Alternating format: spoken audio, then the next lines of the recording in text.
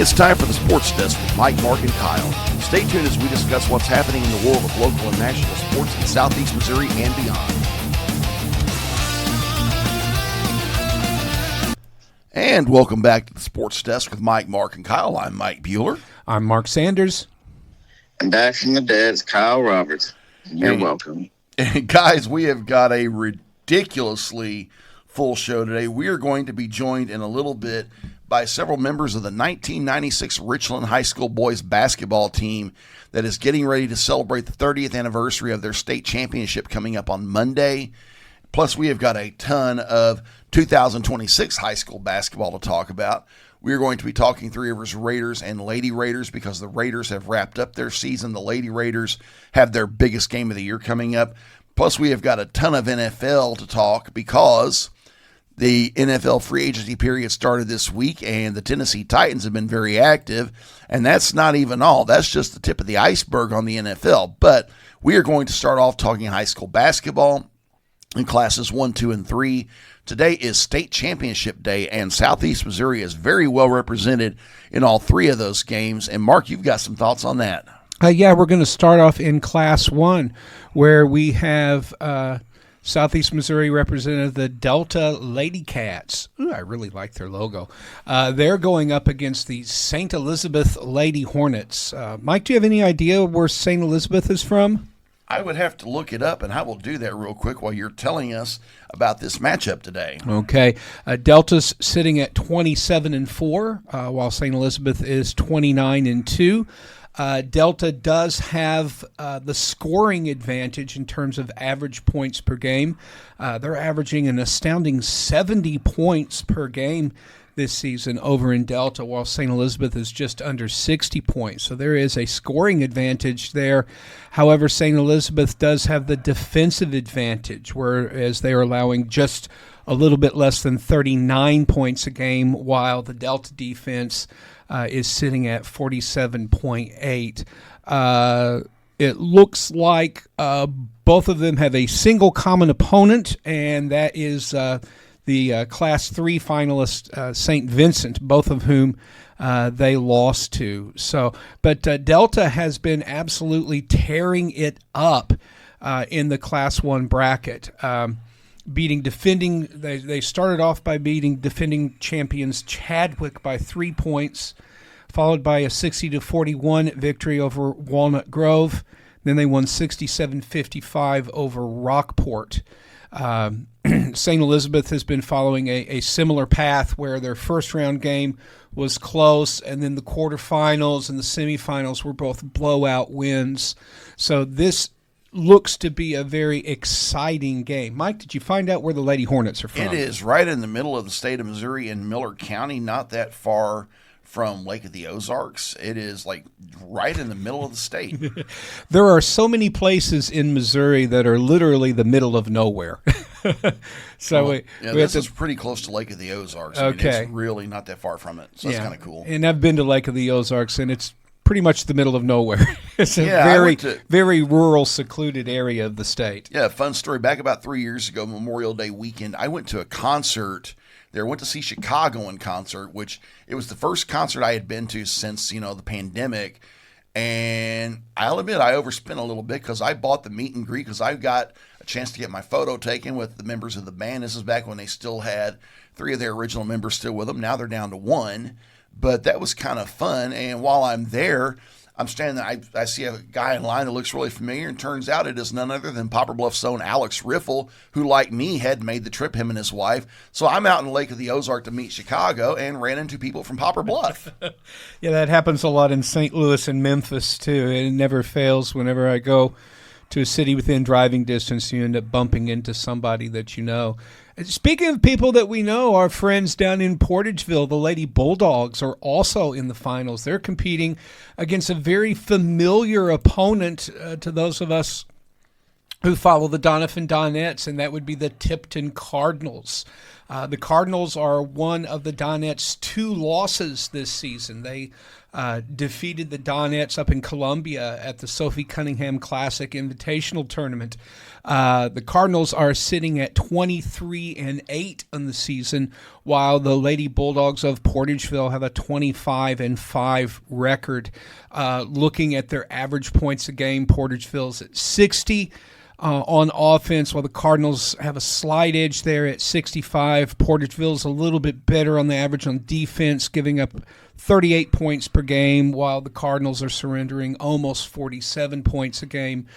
Looking down at common opponents, at St. Vincent again, and as I already mentioned, Donovan, the Donettes beat the Bulldogs pretty handily while losing to Tipton, and then it's the same story for St. Vincent. Portageville lost to St. Vincent, whereas the Cardinals were able to beat them. So I think just looking on paper, you probably have to give a slight edge to the Cardinals, especially when you consider that they beat the Donettes, and I consider the Donettes to be one of the 5 best high school girls teams, regardless of class. I think just across classes, I think the Donettes are one of the 5 best teams in the state. And the fact that Tipton was able to defeat them while Portageville went down handily to the Donettes, I think that is something to pay attention to. However, Portageville has just been burning through the bracket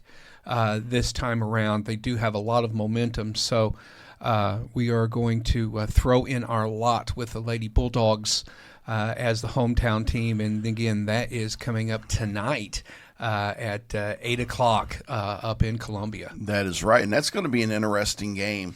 Though I think Tipton's a very clear favorite. I mean, I will be very surprised if Tipton does not win this game. I'm very much rooting Portageville, but I think they're going to have a hard time. Yeah, I think it's really going to come down to defense. Portageville is going to have to figure out a way to stop Tipton's offense, because when you look at how Tipton moved through the brackets, you see double-digit wins all the way across. 70-29, 61-42, 63-32. I mean, so they've been dominating their opponents. So yeah, Portageville's going to have to play their best game of the season if they want to come home with the championship. Moving on to girls class 3, another familiar team to take a look at, the St. Vincent Lady Indians, who I got to see play taking out Twin Rivers in the sectionals, and that was a dominating defensive performance by the Lady Indians, and they are led by twin seniors, Kate and Bree Rubel. I can't believe my memory actually kicked in a positive sense there, but they are twin sisters. They are both seniors, and they are the driving force behind that team, but they've got a lot of players who are very skilled on both ends of the floor. They are going to be playing a familiar opponent. The Principia Panthers, and Principia are just perennial participants. And sorry about the Peter Piper alliteration going in here. It kind of lends itself to it. Principia is sitting at 29-2, a very impressive record, while St. Vincent is at 24-7. The Lady Indians are scoring 56 points a game on average, while giving up just a little bit below 40, whereas the Panthers are scoring an average of 66 and giving up 44. I think if St. Vincent can play the sort of defense that they're capable of, this is a game that they can win. And also looking at quite a few common opponents. Yeah, 3 common opponents. Principia has wins over Jackson, MICDS, and Tipton, who we were just talking about, while St. Vincent has losses to all 3 of those teams.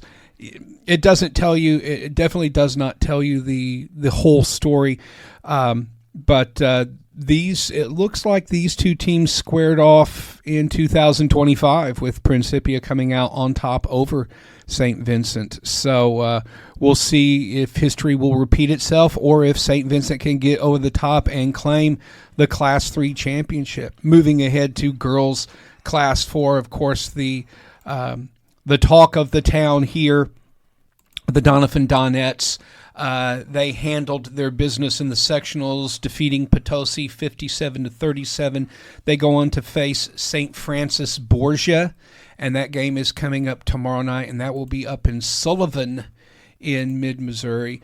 The Donettes are sitting at 27-2. St. Francis Borgia only has a record of 18-9. When you look at their record, it's very interesting in that they won most of their games in the first two-thirds of the season, and the majority of their losses came late this season. They haven't had a whole lot of competition in their bracket so far, and we know that they're going to get all the competition that they can handle. The Donettes are scoring 66 and giving up 33, whereas St. Francis scores 54 and gives up 41. The key to the Donettes, of course, is starting fast. Their strategy is to just beat down their opponents, hopefully in the first quarter, certainly in the first half, build that big halftime lead, and then just choke off any chance of a comeback. So I think if the Donettes start hot in this game, it is going to be a lot of problems for the Lady Knights to handle. So we will keep our fingers crossed that the Donettes will advance to the Final Four and have a chance to defend their 2025 state championship title. And in Class 6. Moving up to Class 6, yes. Jackson also playing tomorrow night against Marquette in the state quarterfinals. And that's going to be an interesting matchup. I think Jackson's got a good chance to win it. Let's take a look at that matchup while we're here. Jackson just having a remarkable season, 26-1. Wow. Yeah, averaging 68 points, giving up an incredibly stingy 28 points. I mean, to have a season-long defense where your opponents are scoring less than 30 points, that's why their record is what it is. Marquette's at 24-4. They have an effective offense, scoring 65.5 points while giving up 45. Let's go ahead and turn our attention to the boys' side of the state bracket. I would say a good place to start is Class 1. You got to see a really nice state quarterfinal game this past weekend when the Cooter Wildcats took on the Bunker Eagles for the right to go to the Class 1 state finals. And I'll let you go from there on that one. Oh, yeah, that was a really fun game to watch. That was at the Van Buren Gymnasium. It was filled to the rafters, pretty much 50-50 between Bunker and Cooter supporters. Bunker held a 10-point lead at halftime, and they threatened to pull away in the third quarter. But Cooter did not lose their cool. They started hitting three-pointers. At one point, I think they hit, if memory serves, at least 3, maybe 4 three-pointers in a row. They got the game down to a single possession late in the fourth quarter.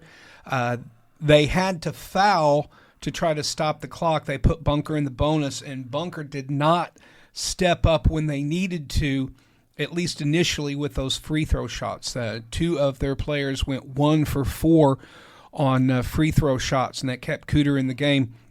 Finally, their star junior Brennan Malloy did manage to hit 2 free throws in a row with about 6 seconds left in the game. That gave them a 4-point lead, and the Bunker coach just said, look, just don't foul. Even if they hit a 3, we're still going to win by a point. Cooter did put up the 3-point shot, but it bounced off the rim and fell short, so they claimed a 4-point victory. And Bunker's first ever trip to the state Final Four in school history. So good things are happening up in Bunker. They'll be facing off against what appears to be another private school, Faith Christian Academy. Bunker is at 28-2.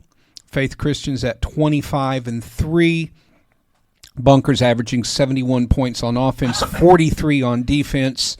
Faith Christian 66 on offense and a little bit less than 50. So I think that looking at, it appears as if this is the first trip to the Final Four, at least recently, for both teams. So ought to be an interesting matchup. That's going to be taking place again up at Mizzou, as all the Final Four games are. And when I'm pausing, it's because I'm clicking. And that is going to be a 10 a.m. start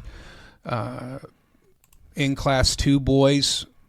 An amazing upset in the quarterfinals. Hayti over Puxico 54-49. Some people would say that's not an upset. Well, I mean, some people certainly would say that, but Puxico was the number one ranked school in the state in Class 2, and Hayti got the best of them on that day. I think if they played that game again on another day, it could have turned out differently, but you only get one shot at it. So Hayti moves on to the Final Four. Indeed, and I've got a few thoughts on that one because Go ahead. I followed some of that. Hayti got out to the big early lead. They started really fast. They were up 28-16 at halftime. Puxico fought hard, came out strong in the third quarter, got it close, and I think at one point may have gotten within a bucket, but Hayti was able to pull it out. They made that big lead stand up, and hats off to Puxico. They've had a heck of a 3-year run. 3 straight trips to the Excellent Eight, a trip to the Final Four last year. They got some seniors that wrapped up some really, really nice careers this past weekend, with Landon Burchard, Jed Hancock, Will Boggess, and some others.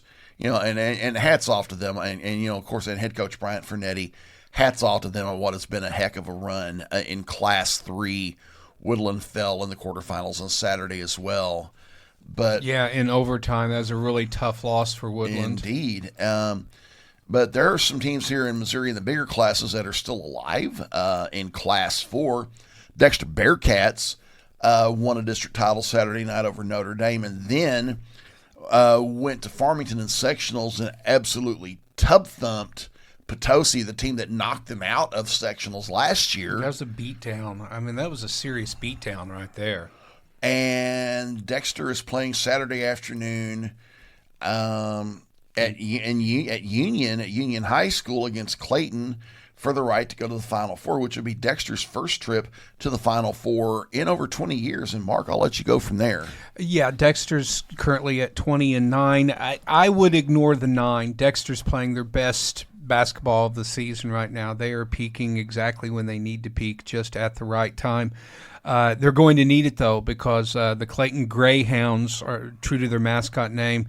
They can run and they can score. They're averaging over 75 points per game, whereas Dexter's output sits at 64. So they're going to have to play defense, which is something that they can do. Dexter's defense is giving up an average of 50, while Clayton is surrendering almost 60 points a game. So it looks like it's going to be a high-scoring matchup. But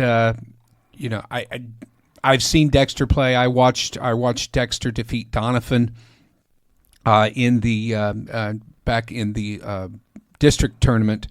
And boy, it just looked like everything was working exactly the way it needed to be. Needed to be. Devin Turnbow, John Sepulveda, who's their freshman? Kyle Nichols, the freshman point guard. They have so much talent on that team, and Chad Allen is just an excellent coach. He never loses his cool, whatever is happening out there, and I think the folks in Dexter have a lot to be optimistic about, and that game is going to happen on Saturday at 1 p.m. And also alive and from Southeast Missouri in Class 5, we have the Sikeston Bulldogs, who won districts on this past Saturday, and they are in the state quarterfinals also Saturday afternoon up at Park Hill Central High School, taking on the Vianney Golden Griffins. Ah, Vianney. Trent Green's alma mater. Yeah, there have been some notable tilts in the past when Poplar Bluff had a championship-level team against those Vianney teams. So I like Sikeston's chances in this. Sikeston is a machine this season, sitting at 27-2. Vianney always has a good record. They're at 24-5. Sikeston scoring almost 78 points a game. Vianney's almost just as good at 71. Their defenses are equitable, about 53 points allowed per game. So this is a real even matchup. but Sykeston plays this super fast run and gun offense, and I look for them to win this game and move on to the Final Four. Indeed, and we're going to switch gears now and talk a little bit of junior college basketball. Going to start off with the Three Rivers Raiders. They wrapped their season up this past weekend at Park Hills, facing Mineral Area for the region championship, which before that on the last Thursday night, the Raiders beat State Fair to get to the region finals. And in the region championship, Mac got out to a really good size lead. They were up 26-8 at one point. The Raiders fought hard, got it down to 9.5, got it down to 3 points in the second half, but could not get any closer. Mac got a couple of big three-pointers from Teron Garrett, their outstanding freshman. And the Cardinals ended up winning that game in the region title 75 to 66. The Raiders wrapped their season with a record of 20-11. Despite not getting back to the national tournament, Three Rivers accomplished quite a lot this season. This is our first back-to-back 20-win seasons since 2017, and the first time we made it to the region finals in back-to-back years since 2010. And, after the game, the all-region team was announced. Johan Pouch was second-team all-region. Antonio Williams got first team, and Matt Hampton was named the Region 16 Player of the Year, which is a huge honor. It's been a while since we've had a region player of the year. I would say probably maybe 2017, if not before that. So that's pretty nice. Yeah, I think the goal for Coach Kirby now is to figure out how to beat Mineral Area. I mean, it's pretty clear that the men's team did everything that they needed to do this season, except for figuring out how to beat the Cardinals. Indeed. And, the last 2 years, Mineral Area's record against us is, let me do the math in my head, I believe 2-6, because we were 1-3 against them last year, beat them in the region semifinals this year. We were 1-3 against them again, beat them in a regular season matchup, but, ultimately could not solve them again. So, yeah, that's a big priority. And I've got quite a few thoughts about the Raiders, in the offseason coming up, but, I'll save that for another day. On the women's side, the Lady Raiders made a return trip to the region finals. They're going to be playing for the region championship for the seventh time in the last 8 seasons, thanks to a 75-47 win over Mineral Area on Tuesday night here at the Leibel Family Sports Complex. That was a 7-point game at half, but the Lady Raiders came out strong in the third quarter, got that lead pumped up to 18 points, and then just pulled away from there. And like I said, for the 7th time in the last 8 seasons, the Lady Raiders find themselves in the region championship game. They're going to be playing State Fair, which has just one loss on the season, but that one loss was to the Lady Raiders. That game is going to be in Sedalia, so State Fair is coming in as the favorite. However, the Lady Raiders, for the first time in a while, we are healthy. We got leading scorer Emilia Carsonetti back Tuesday night, and it's going to be a fun matchup there in Sedalia. Yeah, we'll see if Amelia can get going. She only played 14 minutes against Mineral Area and did not score. So we'll see if how much they can work her back into pretty even scoring from the rest of the Raiders starters. Denia Ross with a team high 18, and then 3 other players in double digits with Samaya Jordan, Kiera Neal, and Caitlin Lord all scoring in double digits. So it's going to take everything that they have to beat a really good State Fair team. But this is pretty much a reverse of last year's situation, where you had a State Fair team who really was not highly regarded at all. In fact, there was a much less accomplished team than the Lady Raiders this season. I mean, this season's Lady Raiders are much better than last season's State Fair Roadrunners. That's right. But State Fair came in. Three Rivers was a little flat, I think, throughout that game, and State Fair was able to hold on for really stunning victory. Now, the Lady Raiders were very highly ranked nationally, and so they were still able to secure that at-large bid. And I guess the question that we really need to ask, obviously, if they take care of business and win that game, it's an automatic bid to go back to, is it Casper, Wyoming again? No, they moved it to Lake Charles, Louisiana. What? They moved it down to southwest Louisiana, down around the bayou. Oh, my gosh. Okay, yeah, good luck. Good luck getting a flight into Lake Charles, Louisiana. And watch out for alligators when you get off the plane, I guess. Anyway, do the Lady Raiders have a hope of an at-large bid sitting at 25-6? If they lose, they have a hope, but it's not a real good one. I think there have been some upsets in some of the region tournaments. My Three Rivers group text was talking about that this morning. There's been some upsets. I think that would make getting an at-large bid very hard. One thing that could work in our favor is, like I said, it's the reverse of last year, where the Lady Raiders came into that game knowing that they had a spot at the national tournament locked up, regardless of how they did. State Fair came in knowing they had to win or their season was done. And this year, it's kind of the reverse. State Fair, even if they lose tomorrow night, is probably going to get an at-large bid. The Lady Raiders probably have to win if they're going to make their sixth straight trip to nationals. I mean, they could get an at-large, but I would not want to bank on it. No. I've said for a while, the Lady Raiders need to take care of business and win. And last year, that loss in the region tournament, it cost us, because if we had won that game, we would have probably gotten the number 2 seed at the national tournament. That would have rearranged our matchups a little bit. We could have very easily found ourselves playing for a national championship instead of getting beat in the quarterfinals. Yeah, I think if they win the Region 6, I mean, with their record, I don't think there's any hope of a number 2 seed. I think they would probably be seeded number 4. I think it would be a 4 seed this year if they win the region. Yeah, if State Fair could get a top 8 seed if they win. The Lady Raiders, if they get to the national tournament this year, will probably be a mid to lower pack seed. I would say probably seeded somewhere between 15 and 20. That low with a 26-5 record potentially? Yes, absolutely. Goodness. Because we're ranked number 19 in the country. Okay, well, the path for the Lady Raiders is clear. And let me paraphrase the immortal words of Jake Taylor from Major League. You know, what are we going to do now? Win the whole freaking thing. It's going to be interesting. And on that note, we are going to take a break. When we get back, we will be joined by members of the 1996 Richland basketball team here on the Sports Desk with Mike, Mark, and Kyle. This is Three Rivers College women's basketball coach Alex Wiggs, and you are listening to the Sports Desk with Mike, Mark, and Kyle. And welcome back to the Sports Desk with Mike, Mark, and Kyle. And we are joined right now by some very special guests. 30 years ago, the Richland Rebels basketball team won the Class 1A state championship.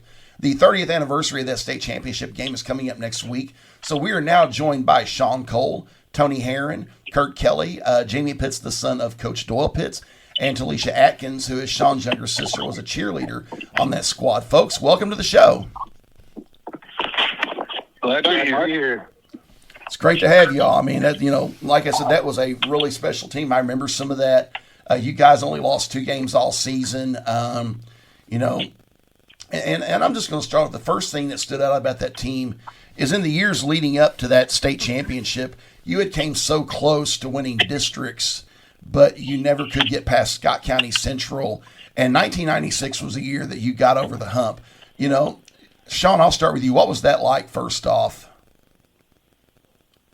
Man, it was just it was a goal that our team established from day one is win that district over Scott Central, and to accomplish that, man, it was just the greatest feeling in the world. Because, like you said, my sophomore year, Scott Central beat us by 2. My junior year, whenever Tony was a sophomore, Tony, Kurt, them, they beat us by 10. So we was motivated to get the job done our senior year, and it was just a major accomplishment. Indeed. Tony, you were part of that. What do you remember? Well, I just remember that we were really competitive. We were a very competitive group. We did not like to lose. never wanted to lose. And teams like Scott Central that have a rich history of winning championships and just being very competitive just really motivated us to step our game up and to, want to accomplish something for Richland that hadn't been done. And, we set out to do that, and we did. Indeed. Another thing, that was also the first year of Coach Pitts coming in. Jamie, that was your dad. What was it like, making the jump to Richland? It was easy, especially for Dad. He was all ball. That's all he cared about. That's all he lived and breathed it. And we had always came down to the Bloomfield tournament, and back in those days we did a lot of road trips going to get scout film for future opponents, and we always found ourselves in the boot heel. Loved the style of play that was down there. Loved getting up and down the floor. Dad was really emphasis was put on defense, and he thought that with the athleticism and the transition game that the boot heel is known for, he thought he might be able to come in and give a little freshness and try to install some deeper work in defense, and he thought that we could get it done, and of course we were just a small part in that. Most of all those guys were there many years before that, but it was a memorable run. Just thinking about watching all those Bloomfield Christmas tournaments, all those district tournaments, that they would just be right there with Scott Central and not be able to make it. And man, that year was just it was special, really special. Indeed, Kurt. First year with a new coach. What was it like making the change to a new coach? We were all really excited about it. We had a lot of confidence in our team, and we were very open to it. One thing that we had our summer camp that first summer that he came, and he also brought Tom Barr down, who was with the coach Lake of the College of the Ozarks in Branson at the time, I believe. And what was it, guys? Maybe the last 30 minutes of that camp, we got to touch a ball. It was defense from day one. That's right. And I think the year before that, me and Tony's sophomore year, Sean's junior year, I believe we averaged the most points in the region. But I think we also gave up the most points. So we found that balance and made it work. Good deal. Talisha, I think you were a freshman that year, and you were on the cheer squad, so you had a little bit of a different perspective on things. What was it like, getting to be part of that? Getting to see your brother, be part of a state championship team and getting, to cheer as a freshman, and also kind of get that was your first experience of high school. Oh, it was great to be on the floor with them, being able to cheer for them. It was a different feeling from previous years because I was in junior high. So to be on the big stage and to watch all of the guys get out there and play hard and to be able to cheer for them was great. It was an experience. Good deal. Another thing that stood out, and there's several things I want to bring in, but one thing I want to mention is one of the games that really stood out to me, because I wrote about y'all back in the summer for SEMO ball, is that the state semifinals, you guys had a pretty good sized deficit, and you came back and you pulled it out, and I think Sean, I think it might have been you that hit the game winning shot or free throws in the final seconds. Tell me about that game. It's just a memory we won't forget. But I want to add before that game, Jamie, Kurt, Tony, y'all remember this? We was practicing. We had to practice, and we had a practice coach worked us hard. And after that practice, you got to transition. As the other team was out waiting on us to leave the gym, and as we was leaving that practice, we was checking the other team out, and I'll never forget. Ed Kellum said, "Hey, coach, this the team we play?" He said, "Yeah," and we just start freaking shaking hands like, "We got this, we got this, we got this." So to piggyback off that, we gave them some bulletin board material. So I remember that game just like it was yesterday. Man, they come out and just tore our butts up that first quarter. I think they had us about 10 or 11 points after the. We definitely overlooked them. We definitely overlooked them a bit. Yeah, They were hot. It's like they would not miss. Right, and I mean they put it to us, and I think we was first time in a long time we was down double digits at the half. Yeah. But I remember. Go ahead, Kurt. Just not to cut you out, Sean, but when I tell this story, I tell it the same way you just did. I say, and then we got out there and we started playing the Indiana Hoosiers. Exactly. I mean, we did not know what to do. We didn't know who to guard because they all could knock it down. But I tell you what I remember about that game, like I said, we got down. We was overconfident coming in. We got our butts down, and we went in at halftime, and Coach Pitts, back in the day, they give you a little stat sheet, and he was like, boys, we're not shooting the good. My all-staters not doing good, and nobody's doing good, and we only down 8 to 10 points. He said, let's get out there and kick some butt. And I remembered like yesterday, he made a little adjustment.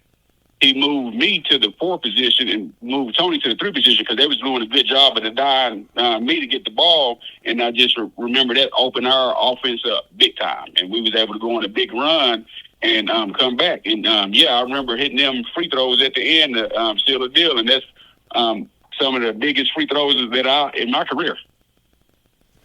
Good deal. And then, by contrast, in the championship game the next day, I believe y'all won pretty big. What was that like?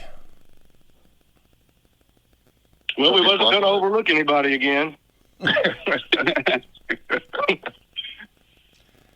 Yeah. Well, I mean, like we I believe we didn't necessarily overlook them, guys. I think I really do believe that the Hearn Center was just a different atmosphere for us.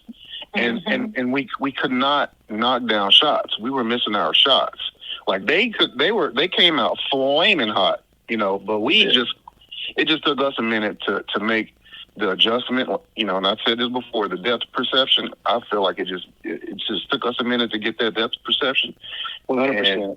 And then, no doubt about it. I mean, once we adjusted to the Hearn Center, like that showed against Lockwood, but against Jefferson, they were just flaming hot. We couldn't knock down shots, and it just took us a minute. It took coach to make those adjustments. It took us a minute to kind of like make our shooting adjustments, and then it was on then. I think the other thing about us. I just wanted to add to that. I was like, no doubt about it. It was really, really the depth perception, like Tony was explaining. And I mean, we're used to playing in Cracker Jack gyms where the out of bounds line is a wall 5 feet away. So we weren't used to that, and we kind of found trouble when we played our regional game in Sykeston. It was kind of like that too. It took us a minute to get rolling. Once we got rolling, everything else is history. Yeah. I was going to say, another thing that helped us is we did have that tough game against Gideon, and then the St. Elizabeth team was a tough team too. So we played some tough teams along the way, which helped get us ready for that. No doubt. Good deal, guys. Another thing I also listed out, you guys did a good job of overcoming adversity. You had a couple of losses in the Bloomfield Christmas tournament to end the 1995 part of the season. But once New Year's hit, you guys didn't lose another game. And that was even with, your center, Shannon Woods, going down with, I think, with a heart issue or something, during the county tournament, but he bounced back. But you guys overcame all of that. Tell me about that. Yeah, before Shannon came, if I remember, we was Ed joined us 5 games into the season, and then Shannon joined us at Christmas. We was 8-2, and before Shannon came, we had Tony and Jeremy down there in the posting up, and then adding Shannon to the mix. It allowed Tony to go play his natural position. He was like a stretch 4 high post guy. I mean, I always call Tony my Tim Duncan because that guy done it all. He was like he done it all. And he was money. 15 to 17 feet. It was money. Right, and then when Shannon joined us, it really opened up the floor, and it was hard. It was hard for defense to guard us because they had to sink in to Tony and Shannon because Tony averaged 18 points that year, Shannon averaged 19, and then they had to worry about them, and that made life easy for the Eric Blairs, the Kirk Kellys, the Ed Kellums, the Jeremy Connors, the Ben Eatons, and myself included. There you go. Go ahead. In the pits. I was a defensive presence when I got to play. That's about all I was good for. You talk about that Christmas tournament. Well, for whatever reason, we never played good in the Christmas tournament. Yeah. That's a regret that I have looking back, and I'm sure you guys too. But I don't know what the deal was, fellas. We just never. Yeah, I know, man. We was the number 1 seed that year, primed to win it, and it's just like I'll never forget it. I mean, Donovan got up 30 on us, guys. And we fought hard to get back in that game, and just fell up short. But I don't know if it was just the turkey in the dressing or what slowed us down a little bit. I don't know. You tell me. What did you see, T? And the Christmas tournament? I'm here. Yeah. What did you see? I kind of feel like in the Christmas tournament, because y'all went into the Christmas tournament undefeated, that you had this type of, well, we're not going to lose. And then we were shocked, like when Donovan jumped out ahead.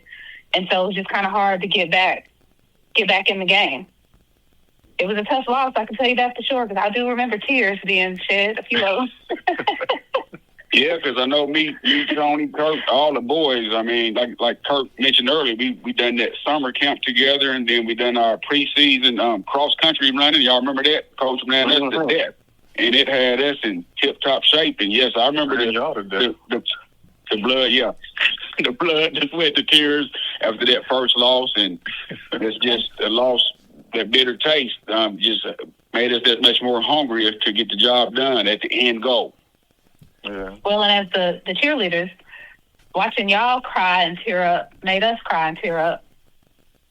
So when we got to the Hearn Center, that was a different feeling for everybody. Yeah, like you said, Kurt, man, like for real, we really did have trouble winning that Christmas tournament because we didn't, for our class, we never won the Christmas tournament, did we? No. Yeah. We never won. And that's one thing my dad brings up all the time. We won the Oran tournament, the Starter County tournament, the state championship. But my dad, the one thing he got up on me is, I won that Christmas tournament and you didn't. I gotta hear that every once in a while. Wow, and that's my dad is Norman Cole Sr., by the way. Yep. A bit of trivia: Norman Cole Sr. is a former Raider basketball player. Talisha played volleyball for the Lady Raiders around the millennium, and now Talisha's son Keon Atkins Jr. is going to be a baseball player and be a third-generation Raider. So that's kind of a cool side.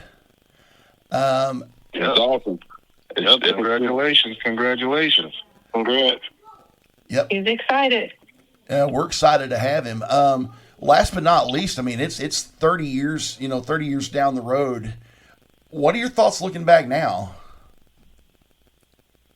Well, let me chime in before you guys get into all the basketball minutia.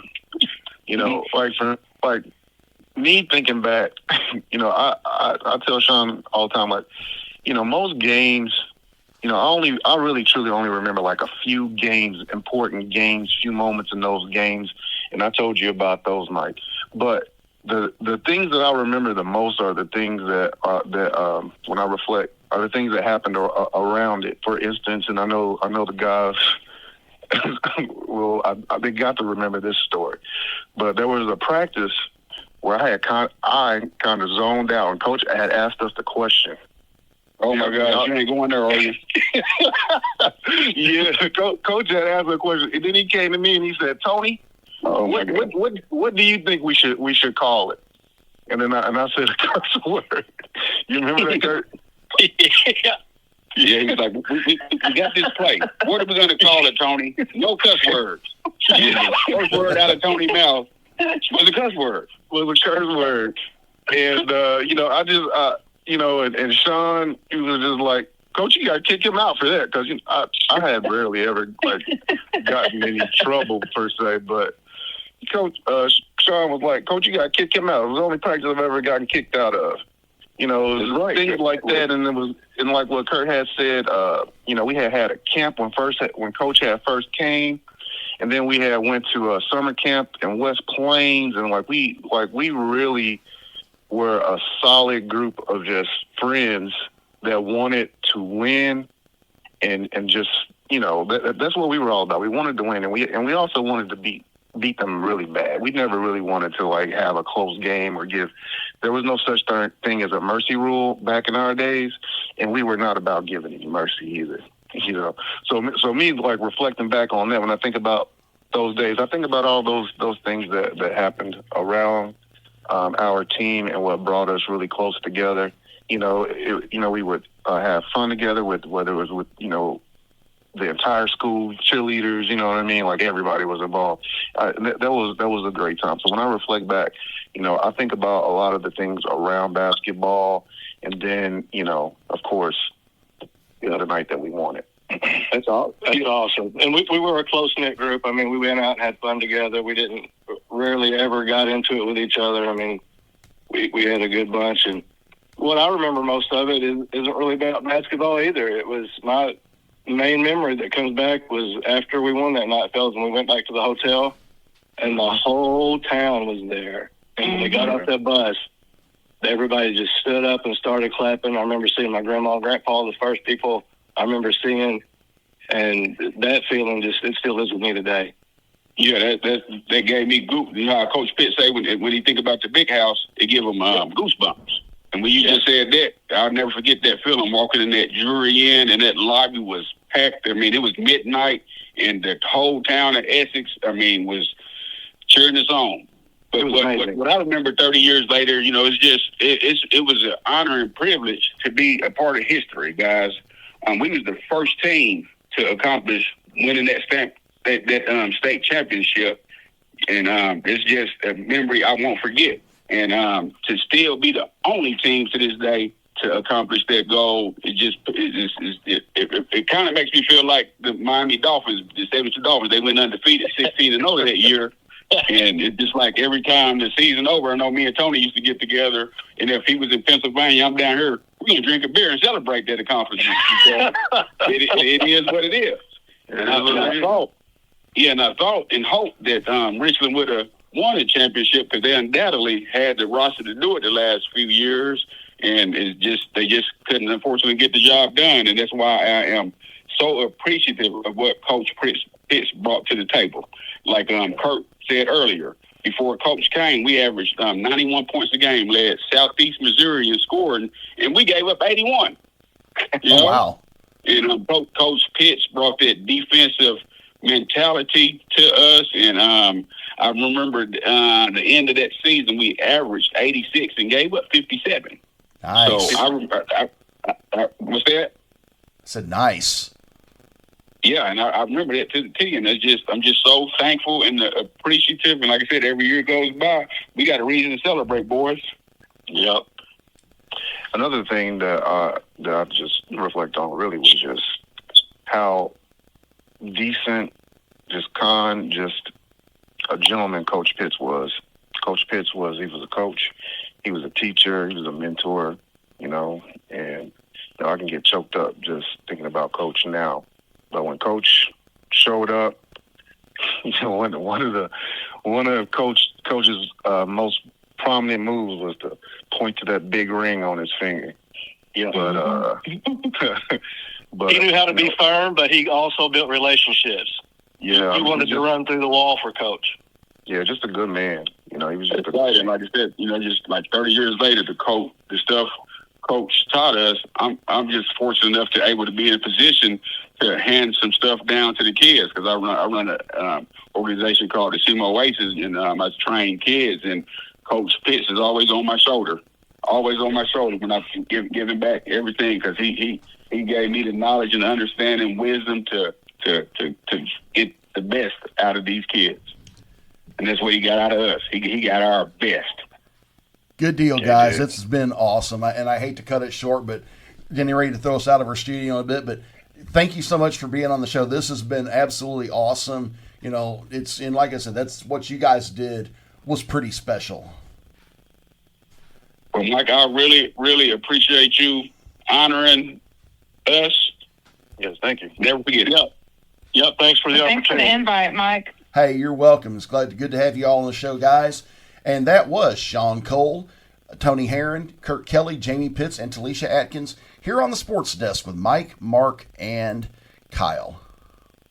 This is Three Rivers men's basketball coach Robert Kirby, and you are listening to the Sports Desk with Mike, Mark, and Kyle. And we are back on the Sports Desk with Mike, Mark, and Kyle. And NFL free agency got started earlier this week. The legal tampering period started on Monday, and the official league year started yesterday afternoon.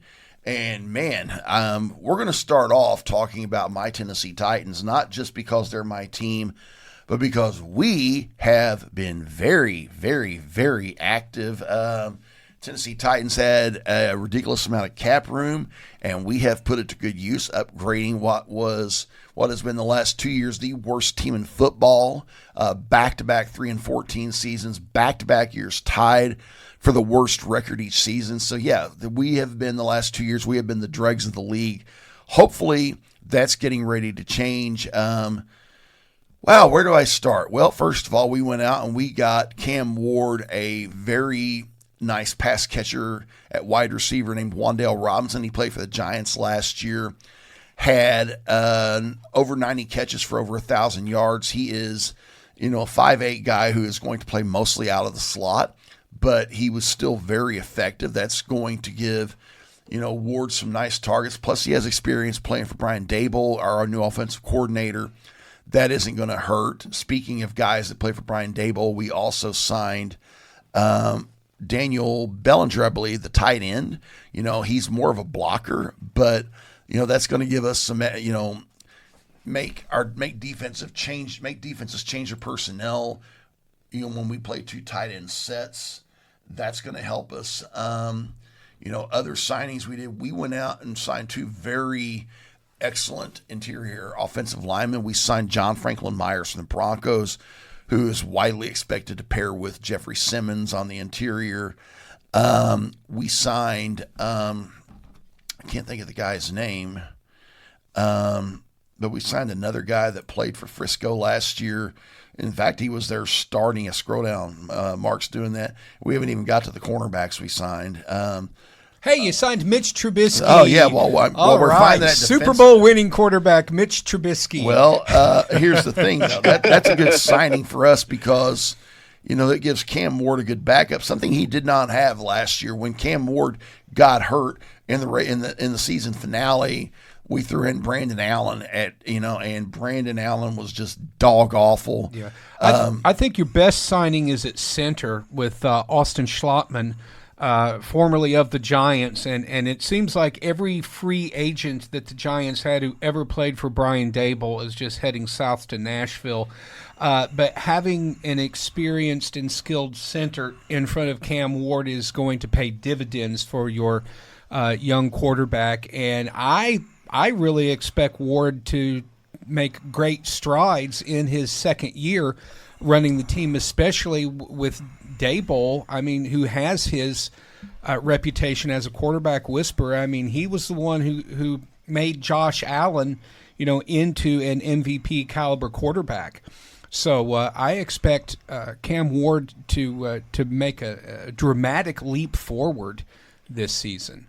Indeed, and the guy we signed, we signed a starting defensive tackle from the San Francisco 49ers and Jordan Elliott. That's going to be interesting because, we've already got two really strong interior linemen, defensive linemen in Simmons and Franklin Myers. But, we've also added Jordan Elliott, who's going, because Robert Saleh, who was Jordan Elliott's coach last year, likes to play heavy. We have two other big signings. We signed two starting corners. We signed, let me see here, Mark's scrolling up. We signed Alontae Taylor away from the New Orleans Saints, and we signed Cordell Flott, who was a starting corner for the New York Giants. And that's going to upgrade what is, and they're not superstars, but here's the thing. Our secondary was just dregs last year, and it's going to be better. It's not going to be, the Miami Dolphins no-name defense, but it's going to be better than what it was because, like I said, our secondary last year was absolute dregs. We've upgraded. I'm not saying that this Titans team is going to be a Super Bowl team, but I think we're going to be better than the 3-14 excrement show that we were last season. And, we're not done yet. We still got cap money left to maybe add an edge rusher. We've still got the number 4 pick in the draft to maybe add another edge rusher or add Jermaine Love. It's going to be interesting to see what happens. Yeah, and I think there's a real possibility that Jeremiah Love could go to the Titans at the number 4 pick. I think that would actually make for a really nice 1-2 with him and Tony Pollard. Yeah. I don't think there's any way that this Titans team doesn't show dramatic improvement. I'm not going to be so bold as to, as to predict playoff competition, but it's not outside of the realm of possibility. You've got Robert Saleh as your head coach, and so you're going to make dramatic strides of improvement on defense. Brian Daboll as your offensive coordinator, Cam Ward going into his second year at quarterback. I think there's a lot to be optimistic about with the Titans if you can just keep your owner from meddling with the team, because she is a crazy person. She is a legit crazy person who needs to be locked into the owner's suite with all of the communication equipment turned off and shut down. Honest to goodness, Mike, I think your team is going to be way less fun for people to play against next year. And maybe that doesn't translate to wins, but you're in a monstrous division with some really good football teams, and I think you're going to be the team down the stretch that nobody wants to play against if they're fighting for a wild card berth. Well, and the AFC South is no longer in the doghouse in the American Football Conference. That distinction goes to the AFC North. I mean, the AFC North used to be a powerhouse, but think about the teams now in that division: Baltimore, Pittsburgh, Cincinnati, Cleveland. I don't expect any of those 4 teams to finish more than 1 or 2 games above. Even Baltimore with Lamar Jackson, I don't believe that they are going to be competitors because they have lost so many players to free agency. Entire team has been stripped. And we'll have to mention a trade that fell through on their end. Yeah. Before we do that, I want to mention one other thing about the Titans. This evening, we are unveiling our rebrand, the new logo, new jerseys. It's going to be interesting to see what happens because I've been hearing a lot of buzz that the Titans are going back to Oilers colors. That's going to be a change because, during, their, more than 25 years in Nashville, they have been, featured a lot of navy blue. And I'm hearing now we are going back to Oilers colors, white, powder blue, and red. That's going to be interesting. And it's going to be a big change of pace that's what happens. That doesn't feel right to me. Well, I don't care. The old Houston uniforms were beautiful, gorgeous. That powder blue was just the best. So I don't have any objections to that. I hate the name. I really do. I always have since they announced it, the Tennessee Titans. I'm just like, ugh. It should have been like the Nashville Musicians or something like that. Well, I found out the reason behind it, because there's a lot of tie-in with Nashville. I think there's a lot of Roman, gladiator themes. Yeah, they do have the reproduction of the Parthenon and the big statue of Athena in there. But the Olympians and the Titans were not fans of each other. Well, absolutely not. But also, just to talk about y'all's uniforms, the Eddie George era uniforms were the best ones y'all had. There just felt like a certain toughness and oomph to those unis and that logo. Yeah. Well, we'll withhold judgment on the uniforms until we actually see them. But, whenever we have a uni change, you can always just hear the cash register going cha-ching in the background. It gives an opportunity for fans to load up on new gear. Kyle, tell us what the Rams have been up to. It seems like everything that's not nailed down in Kansas City has been moving westward. Not assets of a football team leaving the state of Missouri again. No, never that. We recently acquired, and I'm glad we addressed, because I brought this up in a previous episode about team needs for the draft. We addressed cornerback completely. We traded our 2026 first. We traded our second first-round pick, which is pick number 29, as a part of a package to acquire former Pro Bowl cornerback Trent McDuffie from the Kansas City. The rich just keep getting richer. I can't stand it. And then, oh, you're welcome. Well, we also, and then immediately gave him a massive 4-year contract extension. So, yeah, we got us a number one cornerback to alleviate what was a glaring need for the back end of our defense. Again, all pro, 2 Super Bowl rings.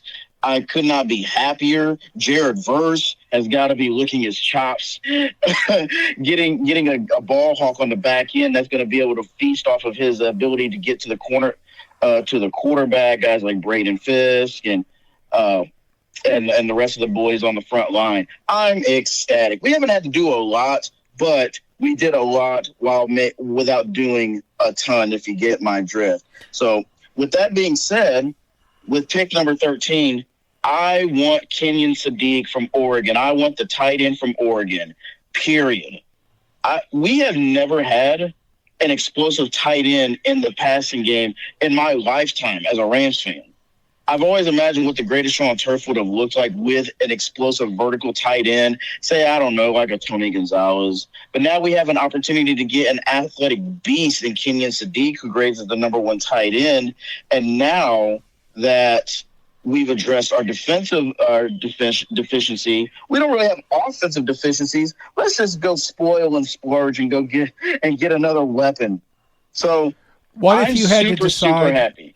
Kyle, what if you had to decide? What if one of the top wide receivers, Carnell Tate, Jordan Tyson, but what if they were? What if they did fall to 13, and you had to decide between one of the top 2 or 3 wide receivers and Sadiq at tight end? I mean, Sir, I haven't had my morning coffee yet. That's an incredibly rude question to ask when my brain is not at full capacity. That's a tough question, because I've watched a lot of both guys. Jordan Tyson's junior year at Arizona State, he was an absolute beast. Carnell Tate doesn't get talked about enough because of all the attention Jeremiah Smith gets, but Carnell Tate catches everything you throw his way. Huge catch radius. He's got a big route running tree, and honestly, I would take Tate simply because of that. Yeah. And there's a lot that Sean McVay can do with a guy like that, and he's a big body as well, which we do thrive off of big body receivers that are strong with run after the catch, and he's a hard dude to tackle in the open field. So if you're asking me, and Sean McVay's just like, oh, I get to pick one of these dudes, I'd probably take Carnell Tate, but I'm going to tell you, I'm not going to complain if Jordan Tyson's available. Yeah, absolutely. Let's talk about a couple of just big free agent moves and not moves that we have. You had the Baltimore Ravens making a huge trade for Max Crosby that they then reneged on before the year actually started, citing medical concerns. So Crosby's going back to the Raiders, and it looks, at least for now, like he's going to stay with the Raiders. And in the meantime, the Ravens signed free agent Trey Hendrickson away from division rival Cincinnati. Is there reason to cry tampering or something underhanded on the part of Baltimore's front office here, Kyle? I'm going to say no. It came out yesterday, courtesy of Adam Schefter, that Baltimore's general manager had the intent of acquiring both Crosby and Trey Hendrickson. Yikes. So, yeah, that's horrifying. The Ravens' goal is to reestablish the Baltimore Ravens defense as the Ravens defense everybody expects when you hear their name, because they were not good last year. Statistically, this was the worst Baltimore defense in terms of total rank, I believe, since 1998. that's the standard of excellence that's been maintained for 25 years, and they fell off a cliff last year. It is terrible. Like, Max Crosby, to me, he epitomizes an old school Raider at heart. I truly believe he wants to retire a Raider, but at this point in his career, you've got to get something for him. And this is a situation similar to Drew Brees, where he failed his physical, 20 years ago. Oh, Jesus, I'm going to cry. 20 years ago, he failed his physical when he signed with the Miami Dolphins. And then, and in turn, that was voided, and he signed with New Orleans, and everything happened. That happened. I'm not saying Crosby will lead the Raiders to having a top 10 defense this year, even though they have made a lot of nice acquisitions to prepare for life after him. But you're on the hook for nearly $36 million this year for his cap hit. I could tell the Ravens were very, very aggressive and not making any bones about it that they needed to fix their defense. You know who I blame for this trade falling through? I blame Joe Burrow. I think maybe he under the table ensured that this would get voided so he wouldn't have to face Max Crosby, Myles Garrett, and T.J. Watt twice a year with his existing offensive line, which is why I said in our group chat he should do what Carson Palmer did and threaten to retire unless the Bengals are dead set on turning him into a gelding. Yeah.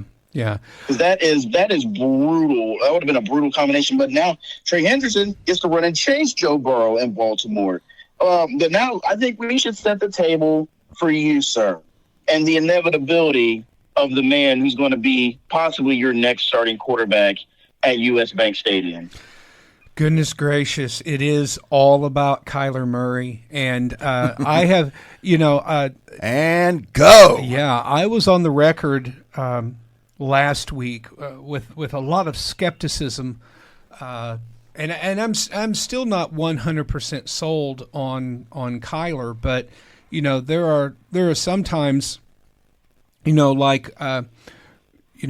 the storm is on the horizon and then it arrives, and you've got the wind and the rain and the hail, all you can do is just sort of sit back and allow it to wash over you. And so I think it's pretty clear that barring something unexpected and dramatic happening, that probably maybe as soon as today, certainly by the end of the week, I think we're going to get some kind of resolution one way or the other on Kyler Murray. I am firmly convinced that head coach Kevin O'Connell simply does not like J.J. McCarthy. I mean, it's clear that he doesn't like his game. It's clear that he's like, he does not play at the level that I want a quarterback to play. But I think there's a personality conflict there. I think that there's, whether you want to call it immaturity or lack of experience, I just think there's a personality conflict there. I think that if O'Connell liked JJ as a person, he'd be working harder to bring him up as a player. But I really think McConnell just doesn't want to work with McCarthy anymore, regardless of anything.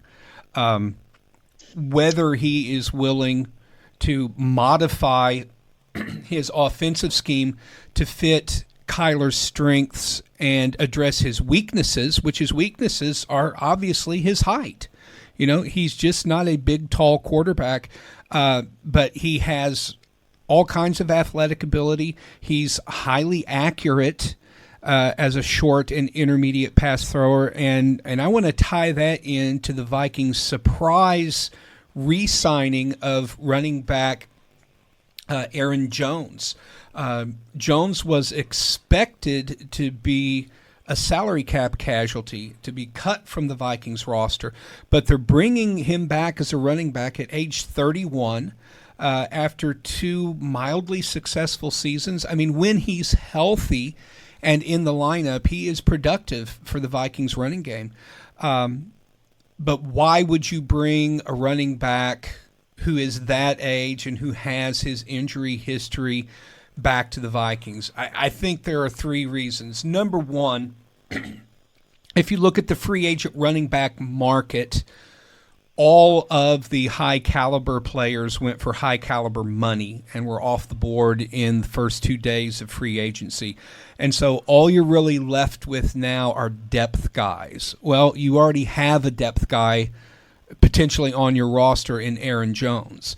And when you look at the salary that they negotiated him, essentially $5 million for another deal, that's about the same money that they would have given, like, to bring Kenneth Gainwell over from Pittsburgh or Rashad White from Tampa Bay. In fact, White probably would have cost them more money than Jones is costing them. So I think it's you're getting the depth that you need at running back for an affordable price. Number 2 is leadership. Obviously, Jones is one of O'Connell's favorite players in the locker room. Everyone has talked about that over and over again, just the strength of his leadership. And so I think this is also a very clear signal that the Vikings are bringing Kyler Murray onto their team, because there have been questions from the media. Strangely enough, you never hear this from players on Arizona. You never hear anyone who Kyler played with in Arizona questioning his leadership. They all attest to the quality of his leadership. But it helps to have a friend in the locker room when you're the new guy. And I think that Jones is going to be 100% on board. And you also heard some of the comments that he made at the Super Bowl, sort of, hinting toward, we really miss Darnold this season. I don't think any of the players have anything against J.J. McCarthy, but all you have to do is look at his results on the field and see he was not what they needed. He was not what they expected. He was not playing at a caliber that was going to enable the team to make a playoff run. Kyler Murray has the potential to do that, and I think what Minnesota is betting on is that KOC is going to be able to do the same kind of thing with Kyler Murray that he did with Sam Darnold. Whether or not he's willing to do that, whether he's willing to lean more heavily on the running game to open up play action and bootlegs for Kyler, we'll just have to wait and see that. Among Vikings media and Vikings fans, Kevin O'Connell lost a lot of the trust and the goodwill that he had built over his first few years in Minnesota. So there are a lot of doubters as far as that goes. The third thing about the Aaron Jones re-signing is that he will be in the room to mentor the young running back that they draft, whoever that actually turns out to be. I hope and pray that it's Mike Washington Jr. out of Arkansas, because I think he can be that astounding home run hitter that we have lacked at running back since Dalvin Cook's prime. But I think those are the 3 reasons for that. Oh, and let me add a fourth one to that. Aaron Jones is absolutely terrific at the screen game, at the quick slant, at wheel routes, and I think he is going to be a great option for Kyler Murray to pass to, and he has the ability to make yards after the catch. So, if the plan is to bring Kyler Murray in at quarterback, I think keeping Aaron Jones makes perfect sense for a lot of different reasons. Now, the Vikings haven't done much else in free agency, which is no surprise. They started out this season almost $50 million over the cap. They did a lot of restructures and cuts. They're under the cap. They have some cap flexibility, but I don't think they're going to burn through that money. I think they're going to fill in the holes where they can. They made a couple of small deals, re-signing Eric Wilson at linebacker, signing cornerback James Pierre from the Steelers. That's a sneaky good move. I think he's going to turn out to be a good boundary corner from there. I think they're still looking to draft a cornerback in with one of their top 3 picks, 3 or 4 picks, hopefully. Where I'm really looking out for now, I mean, other than the quarterback, the move that I'm looking for the Vikings now is punter, because they lost their punter Ryan Wright, who signed a huge deal, proportionally speaking, for a punter to the New Orleans Saints.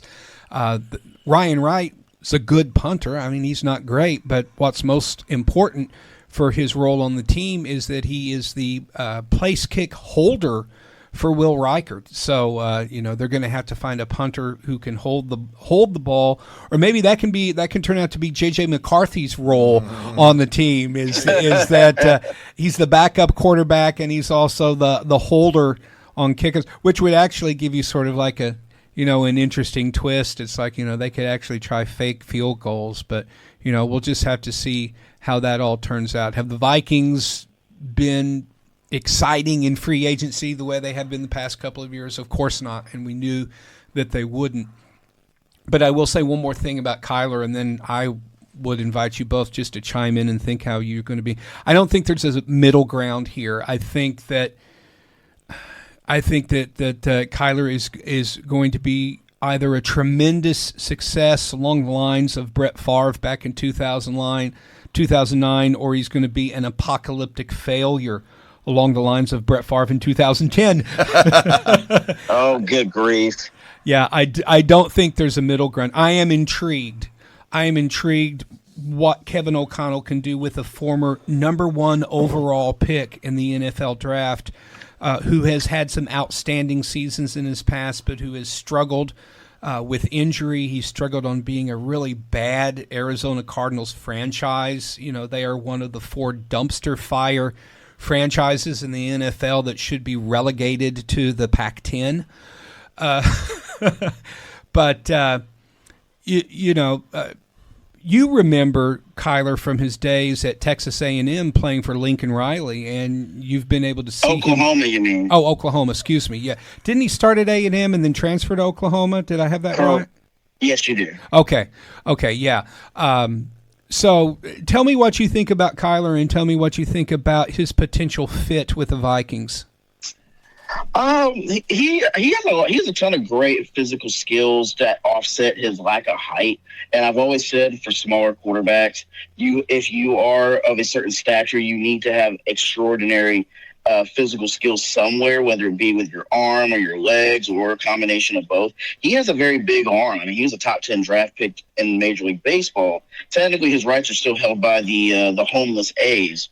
But honestly, you're putting a guy in a better situation with better weapons, with a better run organization than the Arizona Cardinals. And I've always been of the belief when it comes to great talent like him, getting away from bad environments is only going to make your situation better. And again, he hasn't had bad people to throw to in terms of like tight ends. Trey McBride is arguably the best tight end in the NFL. You have good receivers on the outside, but I'm sorry, you're upgrading to Jettis. Yeah. You are upgrading to Jettis. And he can push the ball downfield. He is very, very exciting. He doesn't make mistakes with the ball either, even when he's scrambling and running around and stuff. It's not someone who turns a possession into a fire drill whenever he's scrambling around in the backfield. And he can make plays with his legs. And God knows you could use an extra set of legs to be able to add to your running game. Because how much did we hear you complain about not running the ball last year? Every week. Literally. Every time the Vikings took the field, yeah. 2 yards. Go forward 2 yards. God. But again, that he adds that extra element and creates an unpredictable nature for scheming your offense. If he does sign, and I believe he will. Yeah. All that does is that it makes you guys someone to look out for, because if you had a competent offense last year with the way your defense played, y'all finished 9-8. There's no reason why you cannot get into a wild card berth or possibly contend for the NFC North, which we all know is a log jam. But I don't see any reason why by adding Kyler Murray. So I'm all for it. And again, you go from a Jaguar to a Maserati in terms of Trey McBride and Marvin Harrison Jr. to just one Justin Jefferson. Yeah, and not just Jefferson, but Addison and Hawkinson and whoever they add through the draft, because I do think that they're very likely to draft a talented wide receiver. I think there are a lot of opportunities for them late second day to pick up someone like Bryce Lance from North Dakota State or Mizzou's Kevin Coleman Jr. I mean, there's not a whole lot of wide receiver one talent deep in this year's draft, but there are a lot of really good, solid wide receiver 3 special teams guys who you can draft at wide receiver, and I think that's going to be a priority for the Vikings in this draft. Easily. And while we were talking, the Tennessee Titans made another free agent signing. We have signed Jacob Martin away from the Washington Commanders. He is a outside linebacker / defensive end that was starting defensive end for the Commanders last year. I believe he had 5.5 sacks. That gives us another option, to get sacks, which is something we needed to upgrade. I think, like I said, I think we are going to be better next season. I'm very excited about that. And just think, the draft's only 6 weeks away. Yeah, and think about what Saleh is doing, with all of these signings, and think about the division. You've got Daniel Jones in Indianapolis, who's coming off an Achilles and is not going to be very mobile. You've got Trevor Lawrence in Jacksonville, who's mainly a pocket passer. He can move, but he's not really a threat to run. And then you've got C.J. Stroud, whose career is falling faster than the Dow Jones Index these days. And you are building this monster pass rush to go after all 3 of these quarterbacks in your division. I agree with the statement that was made earlier. Tennessee, Nashville is not going to be a fun place for opponents to play this season. Good. That's what we've been needing. And, like I said, I'm hoping that's what's going to happen. It's going to be very fun to watch. And on that note, that's our show for this week. We are planning to talk a lot of NCAA tournament next week. I think we're going to go a day early next week and go on Wednesday so we can really kind of give you all a little bit of stuff to talk about before the tournament. We'll also have wrap-ups from the state tournaments in high school basketball in Missouri. We'll talk a little more Lady Raiders. We're going to have another full show next week, guys. Yeah, and it's going to be March Madness time. We should have brackets by next week and can talk about the NCAA tournament, men's and women's. That's our goal. So on that note, I'm Mike Bueller. I'm Mark Sanders, still waiting for Kyler. And then I'm Kyle Roberts, and we will clap and clap and clap, and you finally get your stinking quarterback. Yes, and check our website, check our Facebook site. We will update that site with continued free agent signings, including Kyler and anyone else who gets added to the Tennessee Titans. I don't think the Rams are going to do anything into the draft, but you can always catch up on the latest sports news at the Facebook page for the Sports Desk with Mike, Mark, and Kyle. And you have been listening to the Sports Desk with Mike, Mark, and Kyle.